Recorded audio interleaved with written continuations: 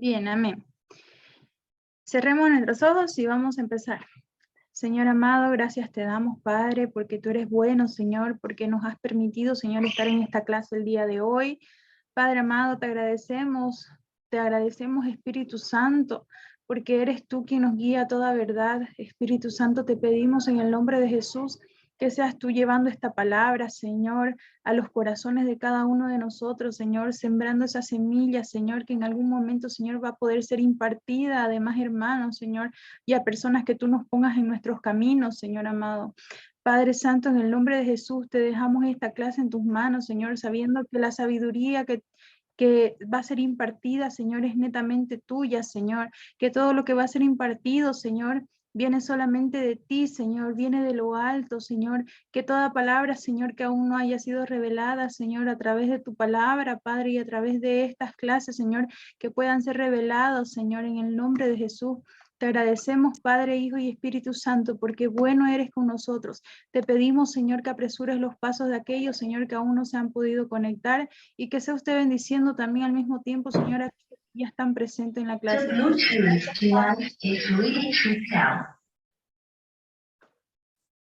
Amén. Bien, entonces voy a compartirles mi pantalla.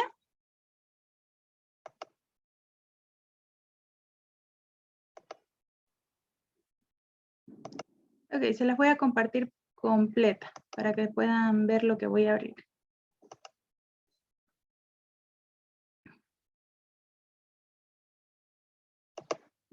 Bien.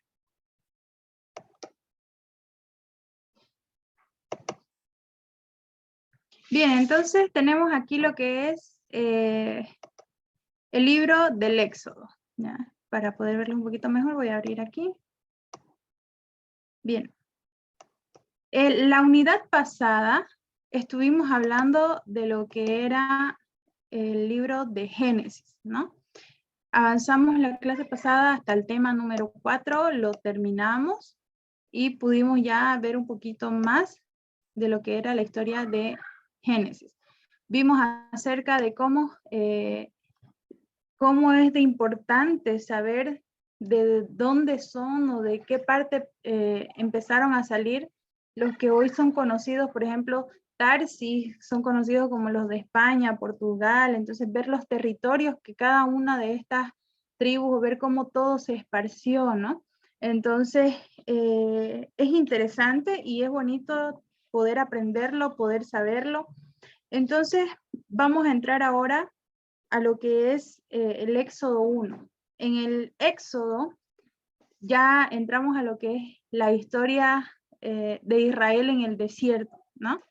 Lo que es Éxodo, Levítico, Número, Deuteronomio, son libros de Israel en el desierto e Israel ya tomando posesión de la tierra prometida a Abraham, Isaac y Jacob. Entonces, en esta ocasión vamos a iniciar con lo que es, la unidad 2, el libro de Éxodo, ¿no? Dice, como parte de la introducción tengo, alza tu vara y extiende tu mano sobre el mar y divídelo, y entren los hijos de Israel por en medio del mar en seco.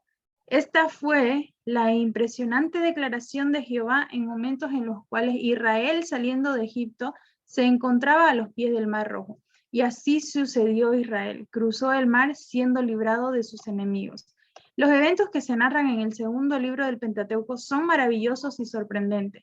Lo sucedido en el Mar Rojo, los eventos en el desierto, la provisión de alimento de manera milagrosa, todos estos sucesos nos muestran cómo Dios actuó con su pueblo y cómo Él los liberó y los cuidó.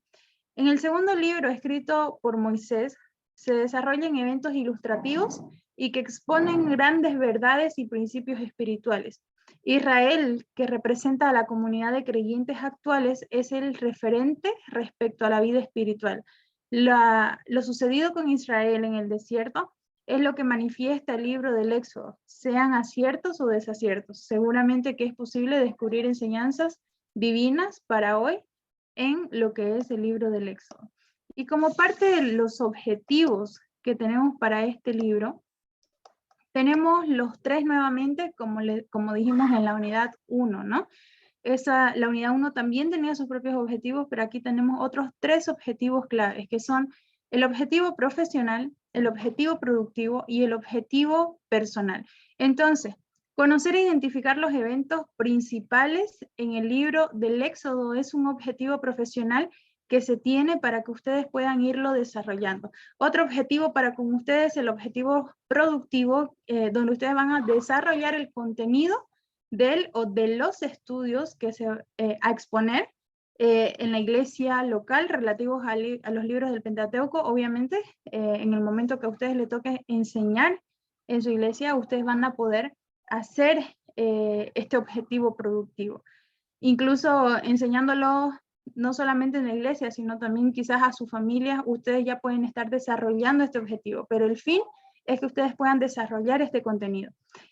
Otra de las cosas es el objetivo personal. Entonces, en el objetivo personal, considerar el ejemplo de Israel en el relato del Éxodo para reflexión personal, eclesial y aún social a modo de contextualización. Entonces, estos son los objetivos que vamos a tener en esta unidad, los cuales vamos a ver. Y vemos ahora lo que es el caso dilemático. Y aquí esto se los leo yo y ustedes van a ir reflexionando en las preguntas, ¿ya? Ok, escuchen primero la pregunta. ¿Qué textos bíblicos o pasajes bíblicos encontramos respecto a la necesidad de las pruebas en la vida cristiana? Ahora les leo el problema.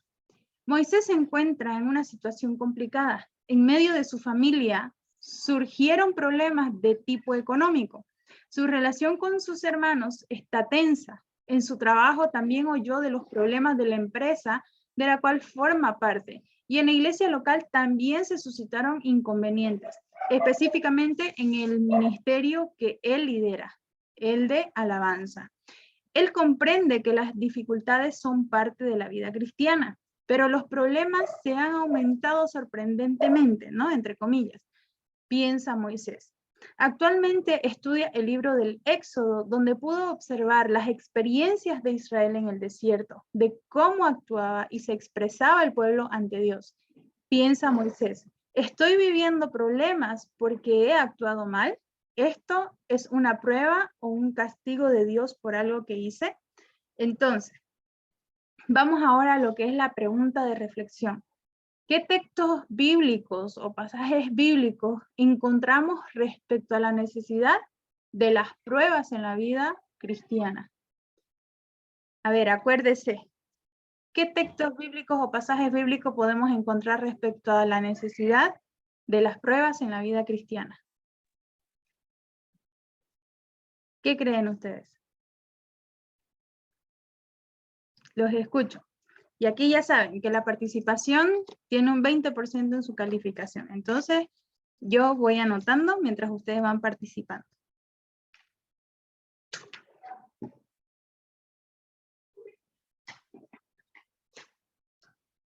Ya, les voy a volver a leer el problema y ustedes me van diciendo su respuesta. ¿Ok? Moisés se encuentra en una situación complicada. En medio de su familia surgieron problemas de tipo económico. Su relación con sus hermanos está tensa. En su trabajo también oyó de los problemas de la empresa de la cual forma parte. Y en la iglesia local también se suscitaron inconvenientes, específicamente en el ministerio que él lidera, el de alabanza. Él comprende que las dificultades son parte de la vida cristiana, pero los problemas han aumentado sorprendentemente, entre paréntesis, piensa Moisés. Actualmente está estudiando el libro del Éxodo, donde pudo observar las experiencias de Israel en el desierto, de cómo actuaba y se expresaba el pueblo ante Dios. Entonces piensa Moisés, ¿estoy viviendo problemas porque he actuado mal? ¿Esto es una prueba o un castigo de Dios por algo que hice? Es la pregunta. Entonces, la pregunta de reflexión y profundización. ¿Qué textos bíblicos o qué pasajes bíblicos encontramos respecto a la necesidad de las pruebas en la vida cristiana? ¿Qué creen ustedes?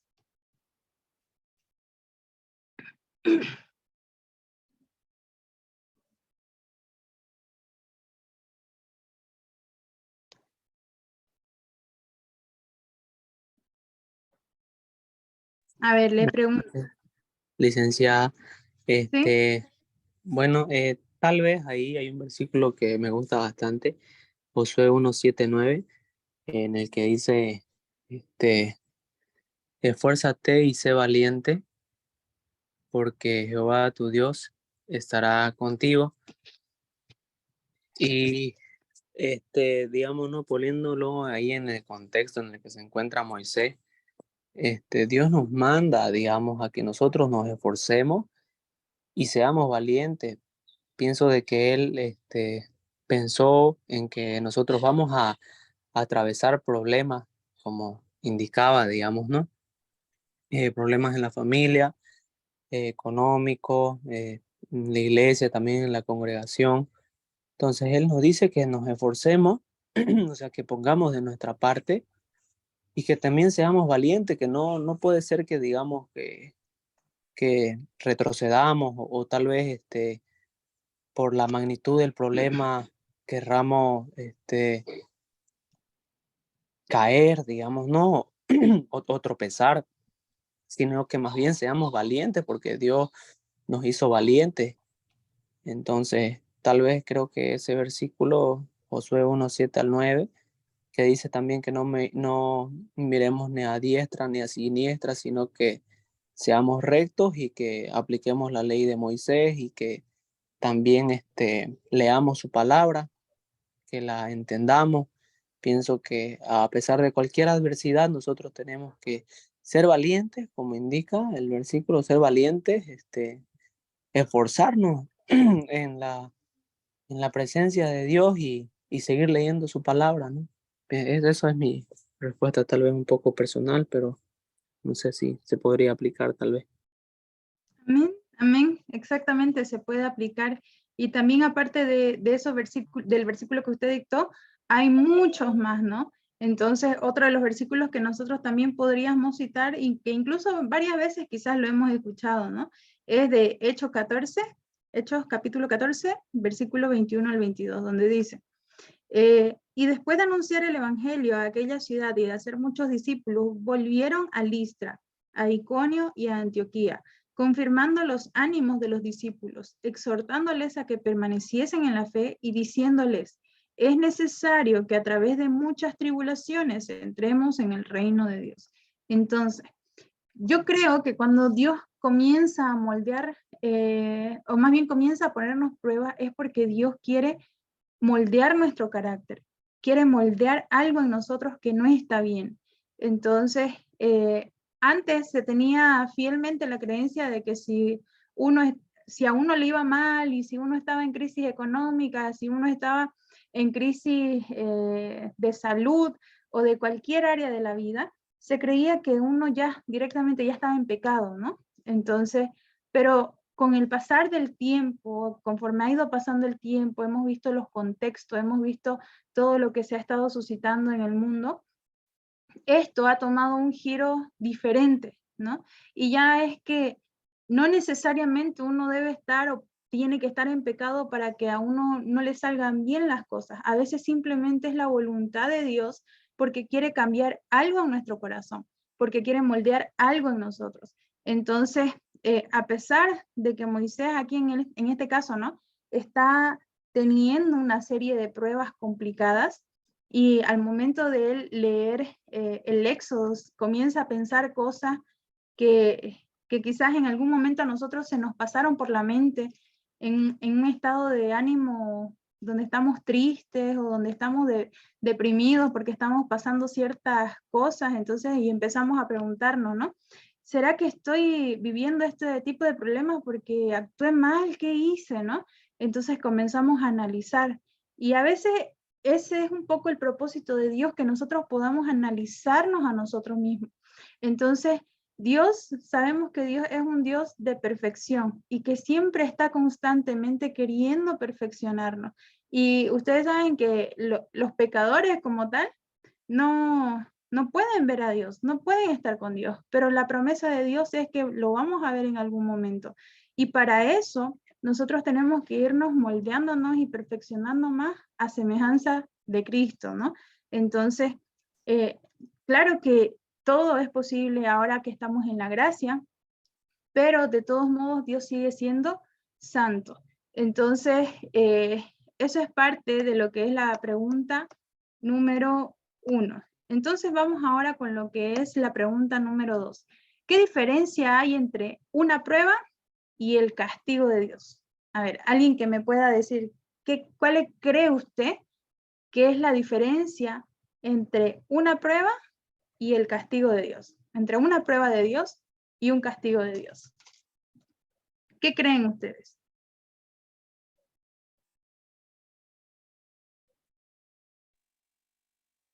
A ver, Hermana, piensa. buenas noches. Buenas noches, hermano.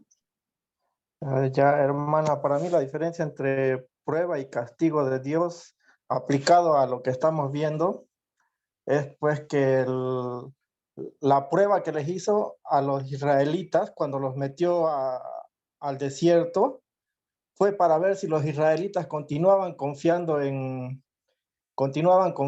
Dios después de que vieron todos los milagros que había hecho para sacarlos de Egipto. Y los israelitas, en vez de tomarlo esto y decir gracias al Señor, ya estamos fuera del yugo de los egipcios, empezaron a quejarse y empezaron a decir que ojalá regresáramos a Egipto porque allá no nos faltaba comida. Entonces Dios, al ver esta acción de los israelitas, eh, ahí ya empezó el castigo de Dios, que fue, les dijo que ya ustedes no van a ver la tierra prometida, y los estuvo deambulando 40 años hasta que toda esa generación eh, muera. Ese llegaría a ser el castigo de Dios. Lo podemos aplicar en nuestros tiempos. Nosotros, si es que seguimos a Dios, vamos a la iglesia y nos llega pruebas y nosotros empezamos a decir, cuando yo no era cristiano, a mí me iba mejor, yo ganaba más dinero. Entonces ahí es Dios cuando ve nuestro corazón, y el castigo llegaría a ser que Dios ya nos suelta nuestras concupiscencias. Ese llegaría a ser el castigo. Hay mucha gente que piensa, ahora que soy cristiano, ya no me va bien. Y hay otros que dicen, ahora que ya dejé de ser cristiano, me está yendo mejor. Eso llegaría a ser el castigo de Dios, o sea, lo está abandonando a ese ex cristiano por haber desconfiado de Dios. Esa sería la diferencia entre castigo y prueba de Dios. Amén, amén. Y está bien, ¿no? Porque, por ejemplo, decía el hermano, ¿no? Se ha escuchado tantas veces que ya está como que un poco trillada, ¿no? La respuesta a veces que dicen algunos de que mientras más busco a Dios, peor me va, ¿no? Entonces es como que, pucha, ¿qué está pasando, no? Pero a veces uno piensa que es un castigo, ay, que Dios me está castigando, ¿no? Pero a veces simplemente no es castigo, a veces es prueba. Entonces, una diferencia notable que nosotros podemos encontrar en diferencia de castigo y prueba es que el castigo es lo que le sucede a la humanidad como resultado de sus malas acciones. Es decir, si la humanidad actuó mal, por ende, va a haber un castigo, una consecuencia.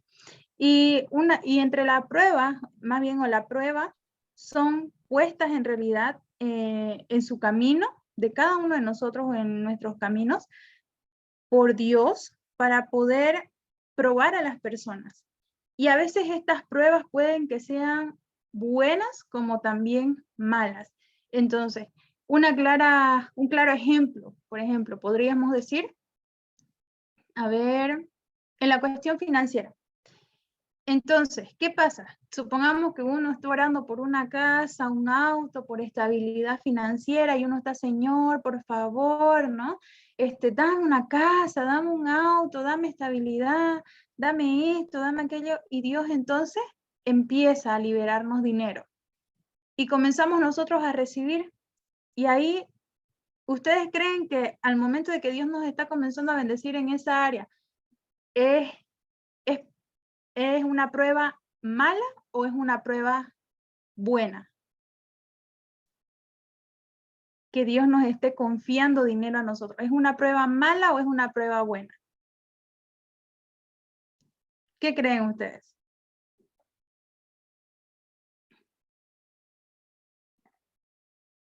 Yo creo que a todos nos gusta recibir dinero, ¿no? No creo que alguien diga, no, yo no voy a recibir, que alguien le diga, a ver, hermano, ¿sabe qué? Dios me está diciendo que le dé $1000. ¿Ustedes lo rechazarían? Pregunto. No, no. Bien, muy buenas noches. Es muy importante, ¿no? Acerca de las pruebas. Yo creo que si Dios nos da, como dice, entonces no es por lo que a veces con el dinero nos puede probar si de verdad amamos el dinero o amamos a Dios, ¿no? Una prueba que yo puedo ver, como dice, que Dios probó a Abraham, que le ofreciera su hijo. Y Dios, ¿cómo probó a él? Que realmente si amaba era capaz de entregar su hijo, matar en aquella monte. Entonces ahí fue probado y dice, y este hombre fue contado su fe como justicia, ¿verdad? Entonces ahí podemos ver que una aprobación no es para mal, sino para bien. Entonces es para nosotros en nuestro tiempo la misma sería, ¿no ve? Porque uno de los versículos que tomó de Pedro, que dice en versículo capítulo 4 y 16, un poquito a leer. Pero si alguno padece como cristiano, no se avergüence, sino glorifica a Dios por ello. Y de ahí voy a saltar al 5:9, lo que dice, mira, al cual resistid firme en la fe, sabiendo que los mismos padecimientos se van cumpliendo en vuestros hermanos en todo el mundo. 10. Más, el Dios de toda la gracia que os llamó a su gloria eterna en Jesucristo, después que hayáis padecido un poco de tiempo, él mismo os perfeccione, afirme, fortalezca y establezca. O sea, muy importantes, hermanos, que podemos ver que cuando Dios prueba en verdad, es para bien. Su carácter moldea. Al mismo tiempo dice que Él va a fortalecer, Él va a afirmar su fe, si verdaderamente su fe es genuino o no es genuino. Eso sería una aprobación. Ahora dice, Santiago dice, en medio de las pruebas, ¿cómo tienen que ser gozados, alegrados? O sea que tienen que tener la firmeza. ¿Quién puede estar cuando un niño o una hija, un hijo, cuando muere, quién puede estar alegre? Yo creo nada de eso no sería, ¿no? Todos entristecemos, pero por dentro tenemos un Dios. Sí, que Él nos puede moldear. Entonces, yo creo que ahí se va unas pruebas que, así como los que padecieron, Jesucristo fue padeciendo, todos somos llamados, como dice que nosotros somos llamados a sufrimiento, ¿no? Entonces es muy importante para mí, solo quería decir eso. Y podemos ver acerca de de que estaban hablando, cuál sería otra cosa que Dios, por ejemplo, la ira. Ananías y Zafira podemos ver cómo Dios mata a ellos cuando ellos le engañan de corazón y al instante la ira de Dios se enoja y le mata, liquida a las personas. Entonces ahí podemos ver el castigo de Dios como es real, no falla, ¿no? Entonces sería nada más eso. Muchas gracias a todos, hermanos. Amén, amén, hermano. Muy buena su explicación también. Entonces, como les digo, ¿no? Entonces, cuando nosotros recibimos este tipo de pruebas, cuando Dios a veces nos prueba dándonos o confiándonos un poco de dinero, Él ahí, la prueba se ve muy buena, ¿no? ¿Y qué está probando Dios en nosotros en ese momento? Está probando si le vamos a seguir siendo fiel, está probando si vamos a seguir siendo constantes en la iglesia, si no nos vamos a apartar. Y entonces en el momento que nosotros demostramos que somos más atraídos por el dinero que por las intenciones supuestas de nuestro corazón con la que le prometimos a Dios que si tú me das esto, yo voy a hacer esto. Entonces, cuando no hay eso, es cuando Dios viene y nos quita, ¿no? Entonces, ¿por qué? porque a veces no somos capaces de saber buenos administradores, no somos capaces de ser buenos administradores, de ser buenos mayordomos de todo lo que Dios nos da. Entonces hemos visto en la Biblia y vemos en el Nuevo Testamento que Dios es un Dios de multiplicación, ¿no? Es un Dios que quiere que sus hijos multipliquen todo. Entonces, cuando Él nos da, Él no solamente nos da para que nosotros nos llenemos, sino para que nosotros lo multipliquemos y demos a otras personas. Entonces, a veces las pruebas parecen ser malas, ¿no? A nuestros ojos, alguna enfermedad, no sé, alguna dolencia, algún estado de ánimo que uno a veces no sabe ni por qué se siente así, pero de pronto le viene. Entonces, son pruebas que Dios está mandando para ver qué tan fieles le somos, para moldear nuestro carácter, pruebas en la familia, pruebas con nuestros amigos. Y creo que todos hemos sido testigos de que cuando nosotros oramos, Señor, por favor, dame paciencia, Dios nos manda a las personas más, como que dice, personas que son lijas para nuestra vida, ¿no? Y ahí nos está puliendo, o sea, como que nos intensifica la prueba. Entonces ya después uno no está con ganas de pedir tanta paciencia, ¿no? Porque ya sabe uno que si uno le pide paciencia al Señor, el Señor nos va a dar más personas complicadas para poder moldear esa parte de nuestra vida. Entonces, como decía el hermano, está el castigo claro de Dios, donde podemos ver a Ananías, ¿no? Y donde ellos entran, bueno, todos ya conocemos la historia y hay cosas que nosotros tenemos que aprender a interpretarlo, no solamente con los ojos terrenales, o sea, no solamente agarrar y leer la Biblia y decir, bueno, aquí dice, por ejemplo, ¿no? Como el manzano, a ver, no sé. Nos gozaremos y alegraremos en ti, nos acordaremos de tus amores más que del vino, con razón te aman, digamos, ¿no?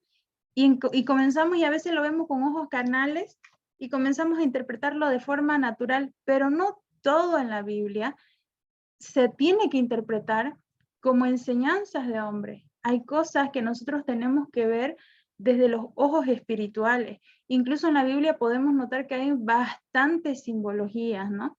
Entonces, y esto nos lleva a lo que es la tercera pregunta. ¿Qué actitud debe tomar Moisés del caso reflexivo en medio de situaciones complicadas que está atravesando?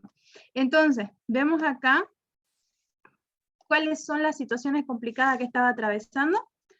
Problemas económicos, problemas en su familia, porque su relación con sus hermanos está tensa, problemas en su trabajo, problemas en su iglesia, problemas en el ministerio.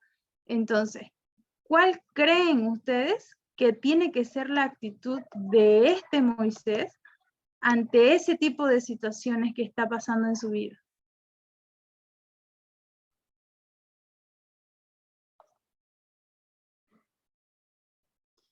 O ustedes pónganse en los zapatos de Moisés, como quien dice, ¿no? Entonces, y aquí les hace la pregunta, ¿qué actitud debe tomar Felipa en medio de estas situaciones complicadas que está atravesando? ¿Qué actitudes debe tomar Sergio, ¿no? En medio de estas situaciones complicadas que está atravesando?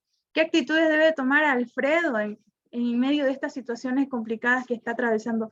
¿O qué actitudes debe tomar Jaime en medio de estas situaciones complicadas? Entonces, o qué actitudes debe tomar Limber, ¿no? En medio de estas situaciones complicadas que está atravesando. ¿Cuál creen ustedes que sería la propia actitud que ustedes deben tomar ante este tipo de situaciones que está atravesando Moisés? Imagínense que son ustedes. Buenas noches, bien. pastora. Buenas noches, hermana Felipa. Dígame. Yo soy de la pastora Felipa, bendiciones, pastora. Tenemos que perdonar a los hermanos que le hicieron a la actitud de Moisés, tenemos que perdonar a unos a otros, dice su palabra esa, y igualmente, igual que la iglesia, igual no ve que muchos se congregan en la iglesia, no ve, y el Moisés le dijo al que ¿qué actitud puede tomar Moisés? Entonces puede perdonar a cada uno de los hermanos, así como también para la iglesia, para su trabajo. Así, hermanito. Amén, amén, gracias. Hermano Alfredo, ¿quería hablar también? En verdad, en esas situaciones tan difíciles, a veces es, ¿qué más nosotros fuera de eso podemos hacer como aquel hombre Job? Perdió todo, su familia, su hijo, hasta enfermedad llegó hasta la cabeza, perdió los ganados, y como que la vida se acabó. En esas circunstancias, ¿qué podemos hacer? Como aquel hombre que dijo, ¿acaso hasta su propia mujer? Imagínense eso, en esa circunstancia, hoy en día nadie puede llegar a esa estatura que Job llegó, pero una cosa que Job dice que, ¿acaso nos recibiremos el bien y el mal al mismo tiempo? O sea que Job no estaba sirviendo por las riquezas, o sea que Job era confiado, aunque las riquezas se podían acabar, una cosa que no se podía acabar, tener su confianza en Dios, y que mañana, así como él confió, años pasó, se devolvió los hijos, multiplicó. Entonces la confianza es muy importante en medio de esas pruebas. Yo creo que es la confianza, así como Esteban, ¿no? Es un ejemplo Esteban. Mientras fueron pedreado, ¿y qué dijo? Señor, perdónalos, no saben lo que hacen. Ese es el espíritu. Entonces, yo creo que en medias de esas cosas, yo creo que sacaría seguir siendo firme y seguir confiando al mismo Dios, que Él sabe que por qué pasó o para qué pasó o es necesario pasar. Pues, la confianza es seguir confiando, ¿no? Sería muchas gracias, nada más. Amén. Amén. Entonces, amén, hermano. Bien, entonces, eso, como dice el hermano, ¿no? Como decía también la hermana, perdonar. Como decía el hermano, confiar. Entonces, dependiendo de la prueba, hay actitudes diversas que nosotros vamos a ir teniendo, ¿no?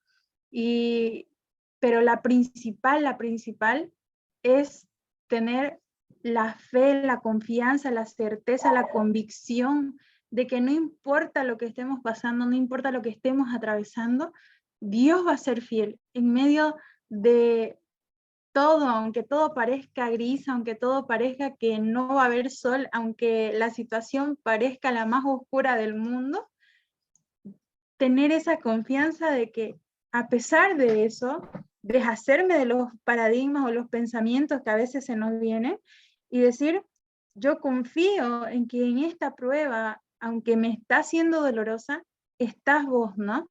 Estás tú, Señor, estás ahí, estás conmigo. Tengo esa confianza de que no me importa todo, que me falte todo, ¿no?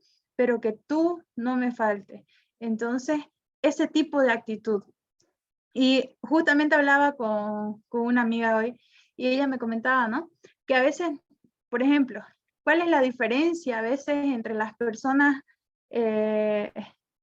por así decirlo, que tienen mucho y que de pronto lo pierden todo, las personas que no son cristianas, obviamente? Que ellos pueden llegar a tener ansiedad, pueden llegar a la desesperación, depresión y al punto de querer suicidarse. Pero la diferencia entre ellos y nosotros, que a veces tenemos solamente lo necesario, que es lo que Dios nos permite, es diferente. ¿Por qué? Porque aunque no tengamos nada, aunque Dios nos quite lo poco que tenemos o lo poco que quizás nos da bajo su voluntad, bajo su soberanía, a pesar de eso tenemos esa fe y esa confianza de decir, Señor, estoy pasando por una situación complicada, pero me aferro a ti, ¿no? Y hay esperanza en medio del dolor, y hay esperanza en medio de la dificultad, y hay esperanza en medio de la tribulación. Entonces, qué bonito es que nosotros podamos tener esa paz, esa tranquilidad en medio de situaciones oscuras que personas quizás por no tener a Dios, no conocen y se frustran, ¿no? Porque yo he conocido muchas personas frustradas por su situación y en algún momento yo también fui de esas personas frustradas, pero aprendí con el tiempo a confiar en Dios, ¿no? Entonces, mi camino en el cristianismo actualmente ya son 11 años. Y en estos 11 años, para mí, Dios ha sido maravilloso, ha sido un Dios de milagros, cosas que yo jamás había visto la mano de Dios de tal forma como en estos 11 años la he visto. Y cada vez me convenzo más de que Dios es un Dios de perfección, es un Dios exacto, es un Dios que no da ni más ni menos, ¿no? Que Él nos da justo lo que necesitamos, justo como precisamos, y todo eso también lo podemos ver nosotros en Éxodo, cuando se está construyendo el arca, ¿no? Entonces se ve cómo comienza a dar medidas exactas para poder construirlo, que no hace ni más ni menos, o sea, que la medida es tan exacta que no queda ni al aire, ni que queda tan ancho, ni que queda tan apretado, ni que entra la fuerza, no, es exacto.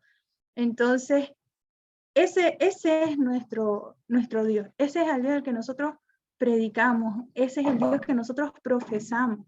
Y en este tema del Éxodo, que es uno de los más bonitos, pero también es uno de los más rompecabezas y que da rabia, ¿no? Ver cómo el pueblo de Israel era tan rebelde. Yo, para serles honesta, este año comencé como la mayoría, ¿no? Leyendo nuevamente desde Génesis. Pero como les decía la clase pasada, comencé a leer el Pentateuco de una forma distinta y he llegado a profundizarme tanto, como quien dice, en lo que es el Pentateuco, que he llegado a sentir lo que pasaba en ese momento, y les digo que en cada devocional que yo tenía, yo era llorando de impotencia, llorando como de ironía, de qué rabia, o sea, típico del ser humano, Señor, ¿por qué no los destruiste, no? Si eran tan así, ¿por qué esa paciencia? ¿Por qué ese amor?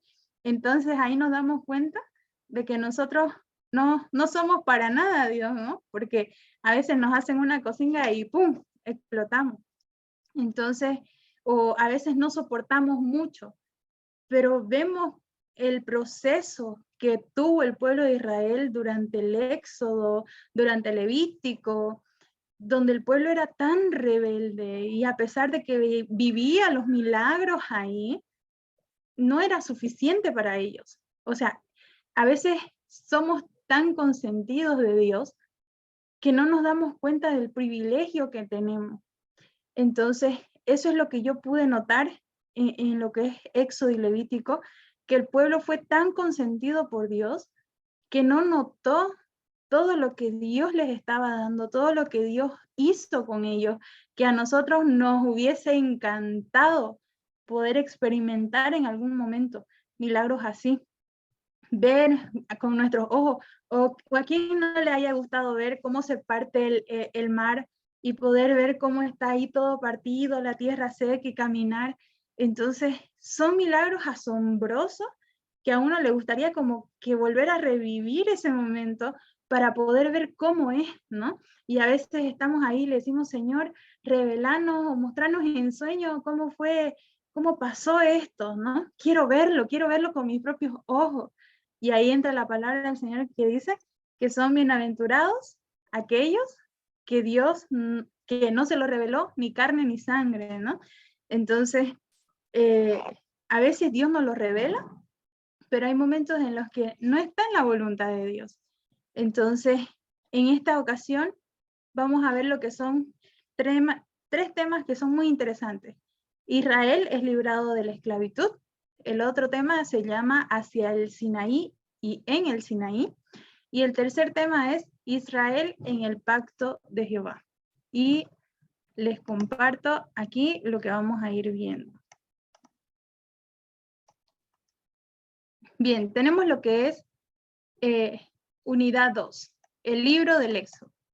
Entonces, cuando nosotros empezamos leyendo lo que es el libro del Éxodo, y aquí miren, lo tengo todo en mi cuaderno, todo este cuaderno que tengo aquí, esta agenda, todo esto es lleno del Pentateuco, lo acabé todo y ni yo me puedo creer que solamente en 5 libros me haya acabado una agenda de, creo que son 150 páginas, 190, escribiendo, ¿no? Expresándome ahí en mis devocionales, pero aquí vamos a ir compartiendo un poquito con ustedes.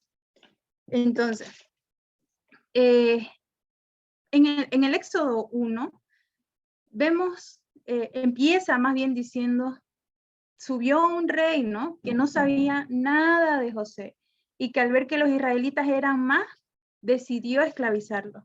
Pero mientras más los esclavizaban, más se multiplicaban, dice la Biblia. Entonces, el rey les decía a las parteras que maten a los niños, ¿no? Pero que a las niñas las dejasen vivas.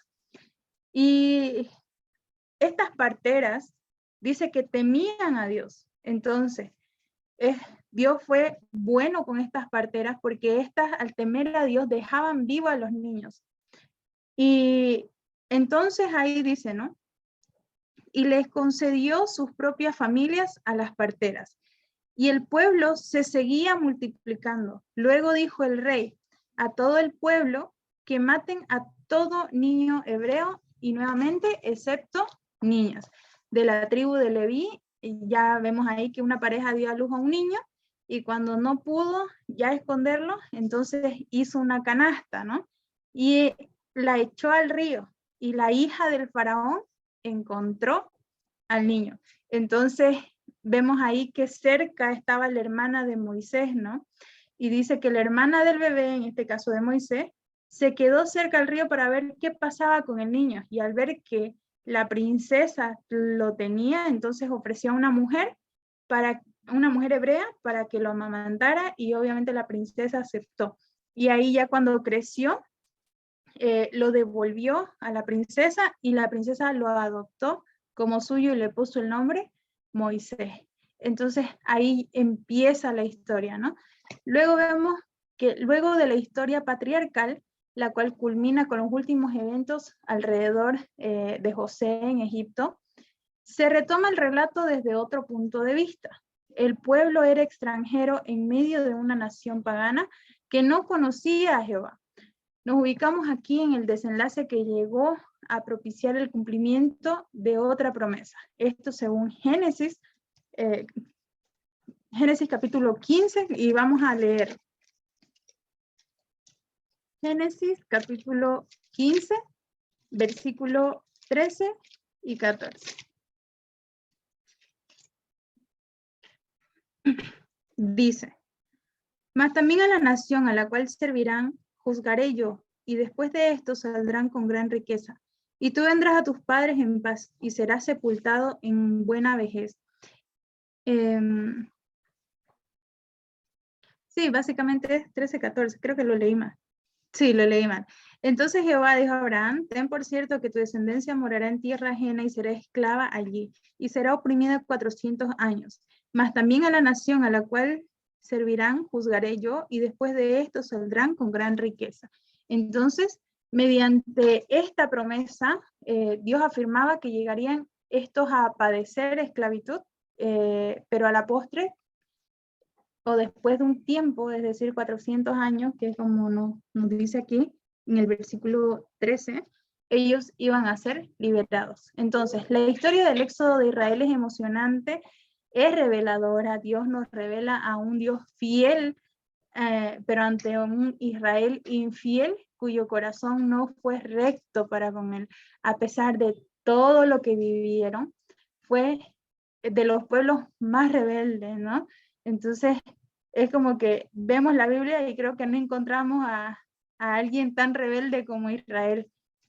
Y aquí viene lo que es el origen del libertador, que es más o menos lo que acabamos de ver. Entonces, en el contexto histórico en el cual inicia el libro del Éxodo, comienza con la descripción de los padecimientos del pueblo de Israel. Un tiempo atrás figuraban como invitados bien acogidos, y esos invitados bien acogidos nosotros lo podemos ver a partir de Génesis, ¿dónde está?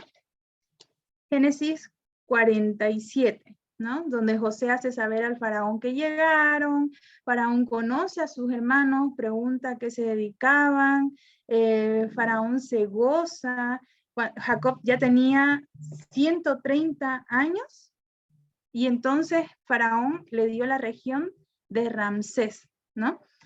Para su padre y para sus hermanos.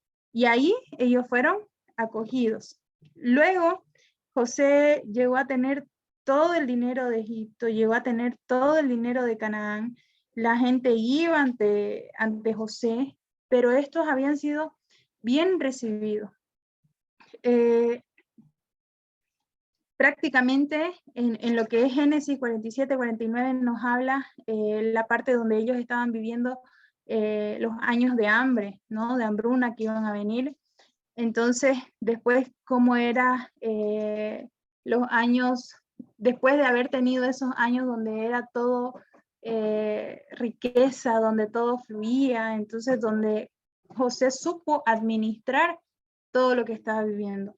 Entonces, que eran las cosas del faraón. Pero luego, un tiempo atrás, aparte de que ellos figuraban como invitados bien acogidos por faraón y demás, ahora en el Éxodo 1, ellos son vistos como peligrosos, ¿no? Son una amenaza. Entonces, y de ahí, como el nuevo rey no sabía absolutamente de nada de quién era José, menos de quién era Jacob, menos de sus hermanos, entonces para él simplemente eran simples hebreos. Hebreos que podrían llegar a multiplicarse tanto que les podían llegar a quitar Egipto. Entonces, él vio amenazado su reinado, él vio amenazado todo lo que él estaba construyendo, por así decirlo. Entonces los redujo a ser esclavos. Y es en esta circunstancia que nace quien será el libertador, Moisés, cuya procedencia era israelita. Fue el que en el tiempo de Dios llevó a su liberación, que eso también nosotros ya lo conocemos. Luego vemos Moisés es llamado, ¿no? El encuentro de Moisés con Jehová fue impresionante. Si bien Moisés conocía de oídas a Jehová, él nunca había tenido una revelación de él. Recordemos que Moisés nació en Egipto, en una tierra llena de influencias paganas e idolátricas. Moisés, ya estando en el desierto, tuvo la visión de Yahvé mediante la zarza. Es ahí donde él conoce al Señor y recibe de él la comisión de librar a su pueblo. Ahí comienza la liberación de Israel. Son muchos los eventos que rodean este inicio. Moisés se entrevista con los líderes de Israel, no sin antes ser empujado por Dios. Seguidamente comienza a ser levantado por Jehová delante de los egipcios, como es conocido. Luego siguen las plagas sobre Egipto en la forma como Dios somete a esta nación. Entonces, vemos ahí lo que es en Éxodo 1, donde Moisés ve cómo golpeaban con dureza al hebreo, al cual mató al egipcio que golpeaba con dureza al hebreo. Luego vemos cómo él se va, llega a Madián, donde encuentra 7 chicas y comienza ahí ya empieza ya su tiempo con Reuel, donde le entrega a su hija Séfora, ¿no? Como esposa. Luego vemos en Éxodo 3 al 6 que Dios envía a Moisés para rescatar a su pueblo por medio de él. Entonces, y Moisés empieza a protestar, ¿no? Aquí Moisés también fue un poquito RBD, ¿no? Rebelde. Y empieza a protestar diciendo, pero ¿quién soy yo? Dice, ¿no? Él se sentía como indigno, prácticamente nos da a conocer la palabra que él se sentía como que no digno o no merecedor de ese privilegio que Dios le estaba dando. Entonces Dios le dice que iba a estar con él y Moisés vuelve a protestar y le dice, ¿quién diré que me envió? ¿No? Y Dios le dice, el Dios de sus antepasados, Yahvé. ¿No? Y luego Moisés vuelve a protestar, ¿no? Otra vez. ¿Pero qué hago si no me creen? Y Dios ahí le responde, le responde dándole lo que es la vara que se convierte en serpiente, ¿no? Como una señal para que le crean. Y le da una segunda señal, por si no le creían a la primera, ¿no? Y luego le da una tercera señal por si no le creían ni la primera ni la segunda. Y entonces luego Moisés agarra y le dice al Señor que no tiene facilidad de palabra. Dios le dice que le va a dar, que le dará palabras, y Moisés vuelve a protestar y le dice, envía a cualquier otro. Y entonces Dios se enoja, dice la Biblia, ¿no? Con Moisés, y le dice que le va a dar a su hermano como vocero. En este caso su hermano era Aarón. Entonces Moisés, Dios le dice ahí, tú tomarás el lugar de Dios al decirle a Aarón lo que va a decir al pueblo, y Aarón tomará el lugar de profeta. Entonces Dios se lo dice ahí en la Biblia. Luego vemos cómo hubo un punto donde Dios se enojó por las protestas de Moisés, ahí mismo usted lo puede leer. Esto está, ahorita le digo en qué capítulo, en el capítulo 4. Usted, si usted gusta leerlo, hubo un momento donde Dios se enoja tanto con Moisés que dice que el Señor enfrentó a Moisés y estuvo a punto de matarlo, ¿no? Y entonces, yo la verdad, le soy honesta, siempre lo leí, pero nunca le tomé tanta importancia. O sea, como que lo leía rápido y ya, pasaba y nuevamente la historia de Israel y el pueblo rebelde, pero nunca me llegué como a profundizar, ¿no? A escudriñar como tal cada palabra. Entonces, cuando ya yo vi esto de que, ¿cómo que Dios quiso matar a Moisés, ¿no? O sea, tanto fue la protesta que tuvo Moisés que Dios dice que lo enfrentó y estuvo a punto de matarlo si no fuera por su esposa. Entonces, por Séfora. Y ya luego, después de eso, dice que Dios lo dejó, ¿no? Lo dejó en paz a Moisés. Y luego vemos a Aarón, cómo va al desierto a encontrarse con Moisés. Vemos cómo Faraón endurece, ¿no? Su corazón, y endurece también el trabajo del pueblo. Entonces, ahí es donde pasamos a lo que son las plagas de Egipto. Denme un segundo, voy a tomar un poquito de agua. Si no, no puedo hablar.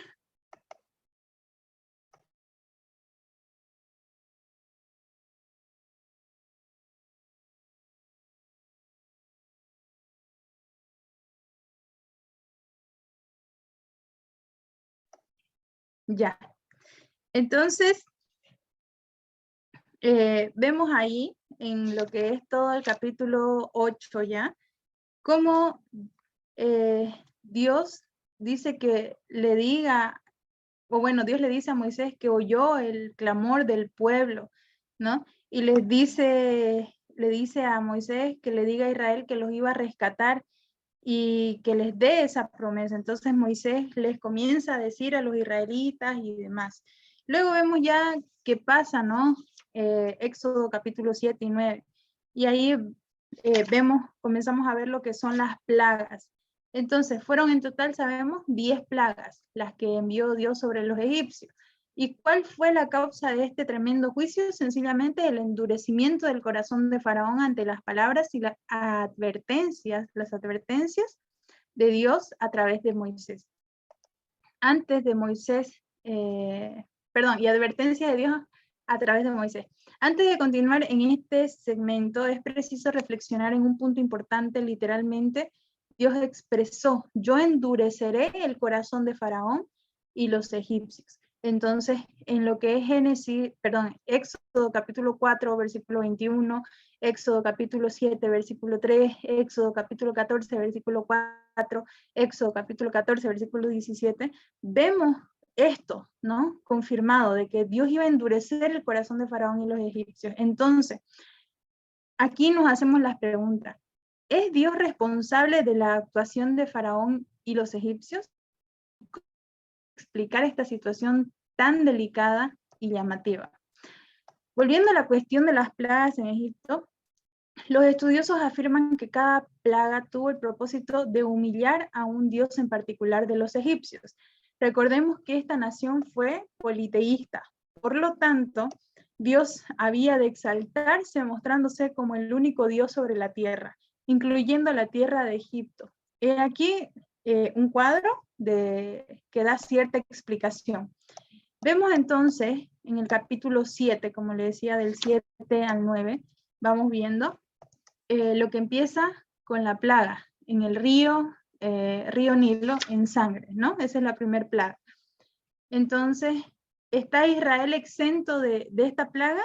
No. Dios también hace que Israel pase por esa plaga. Entonces, los dioses egipcios involucrados en esta parte, cuando Dios convierte el río Nilo en sangre, fueron Hapi, es un espíritu de Nun, Nilo, guardián del Nilo, ¿no? Luego vamos con la segunda plaga en lo que es Éxodo capítulo 8, del 1 al 15, vemos la plaga de las ranas. Nuevamente, ¿Israel estuvo exento de esta plaga? No.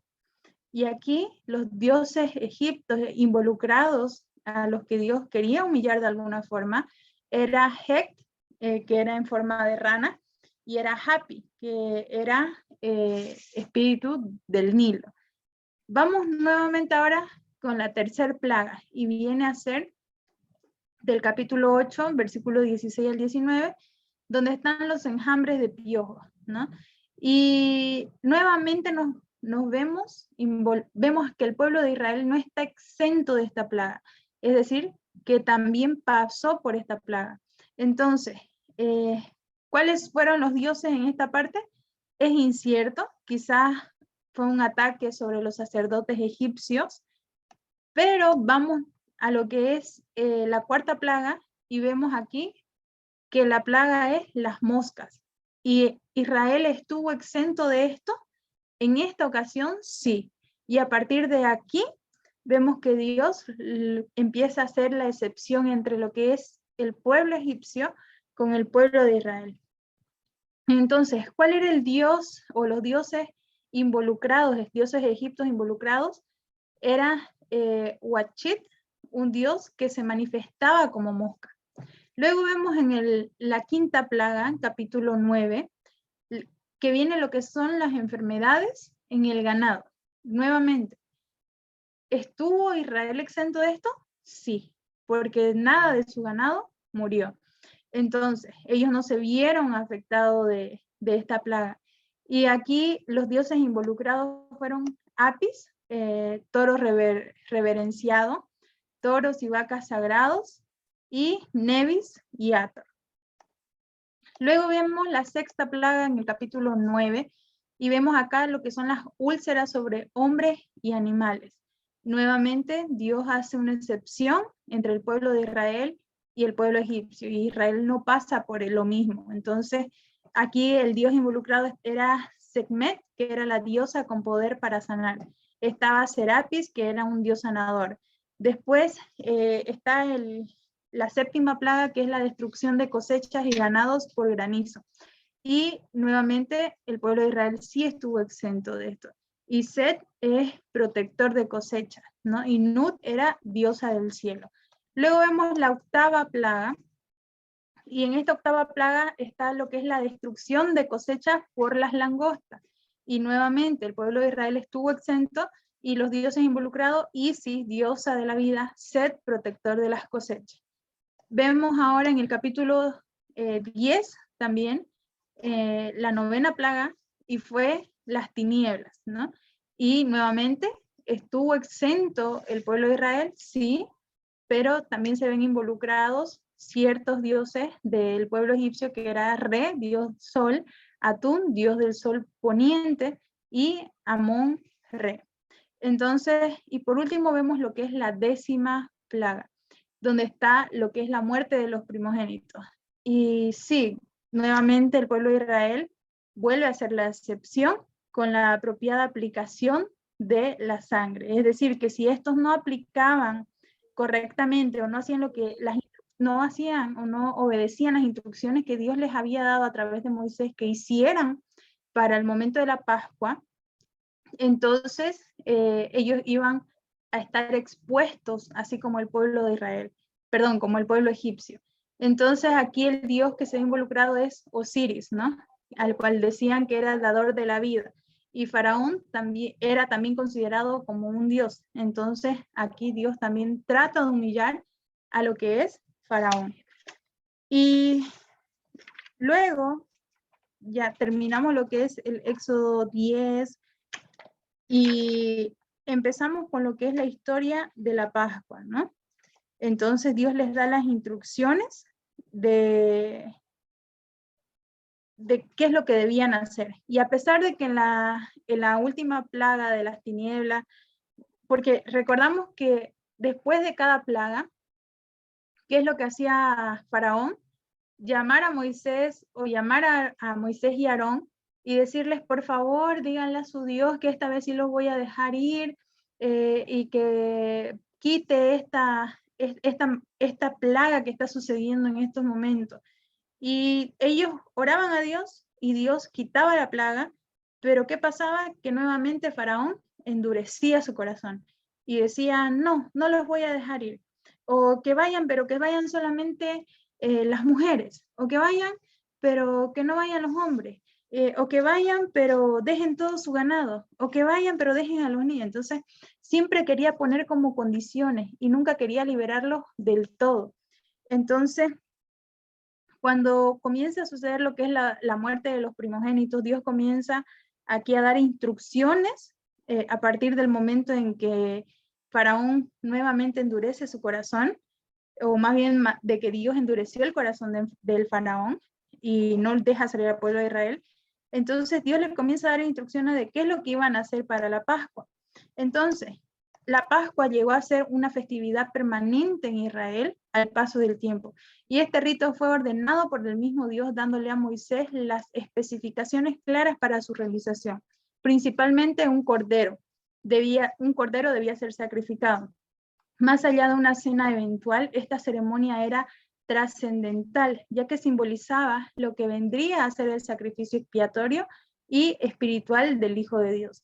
Entonces, cuando nosotros vemos cómo Dios les decía al pueblo, van a hacer esto y van a comer esto, entonces nosotros lo vemos y es como que, ya, listo, se comieron un cordero y nada más, ¿no? Pero si nosotros nos ponemos a analizar las reglas que tenían, que era de asar el cordero, que tenía que ser macho, que tenía que ser de 1 año, sin defecto, tenían que guardar el animal seleccionado hasta la tarde, después tenían que tomar parte de la sangre, untarla en ambos lados. Entonces, pero si nosotros nos ponemos a pensar más allá de esto, todos sabemos, porque yo cuando yo lo leía, yo decía, pero sangre, si la sangre de por sí cuando comienza a entrar en calor, comienza a oler feo, ¿no? Entonces, ustedes se imaginan ahí al pueblo de Israel lleno de sangre, con ese olor a sangre, que no es nada agradable, mientras tenían que también estar comiendo el cordero, al cual no le podían romper ni un solo hueso, y aparte de no romperle ni un solo hueso mientras se lo comían, tenían que estar comiéndoselo rápido. Entonces, ahí mi maestra de la maestría en teología que estoy pasando, nos explicaba también, ustedes, ¿no? Nos dio un ejemplo, ustedes se podrían llegar a comer un pollo, ¿no? Sin quebrarle ni un huesito, pero así, rápido. Yo creo que a todos nos costaría de alguna forma comernos el pollo y no quebrarle ni un hueso, ¿no? En especial cuando está bien cocido y bien tiernito, es como que si uno lo quiere comer rápido, ¡pring!, se quebra. Entonces, algo similar pasaba. Obviamente la carne no es la misma, pero estos tenían que, aparte de comerlo rápido, tratar de no sobrar nada, y si sobraban tenían que quemarlo, ¿no? Entonces, ahí en lo que es Éxodo capítulo 11, 12, ya se comienza a ver todo eso. Luego vemos ahí lo que es ya la plaga o la muerte de los primogénitos, y entramos a lo que es Éxodo capítulo 13 y 13, 19 y demás, donde nosotros vemos lo que es ya en el Sinaí y hacia el Sinaí. Pero este tema de lo que es en el Sinaí y hacia el Sinaí, lo vamos a ir viendo de a poco, ¿sí? Lo vamos a ir viendo en este caso en la siguiente clase, lo vamos a ver completo, porque ya ahorita prácticamente ya no nos alcanza el tiempo. Entonces, básicamente, eso es lo que pasó hasta por lo menos por aquí, lo que es el inicio del Éxodo, lo que está pasando en el pueblo de Israel. Ese es el contexto en el cual están viviendo en ese momento. Y incluso, decía, ahorita se los leo, lo tengo aquí.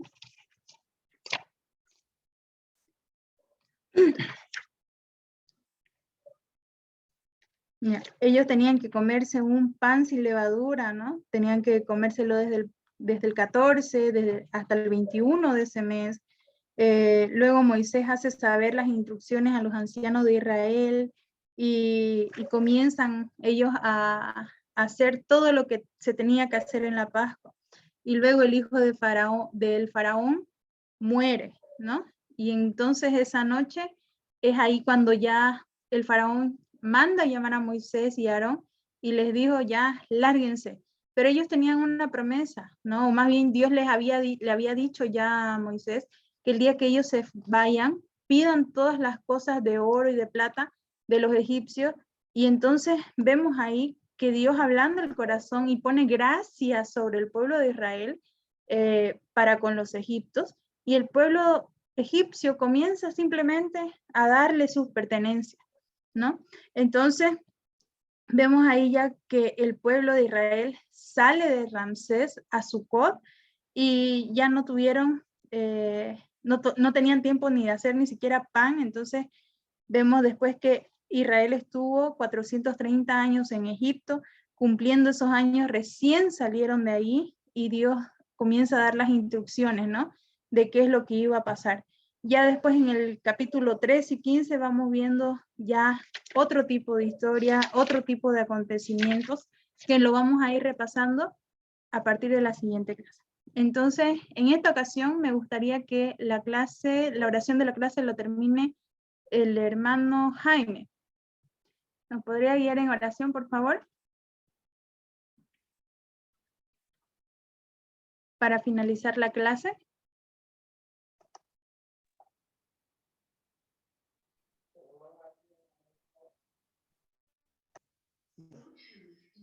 Voy a desconectar mis parlantes.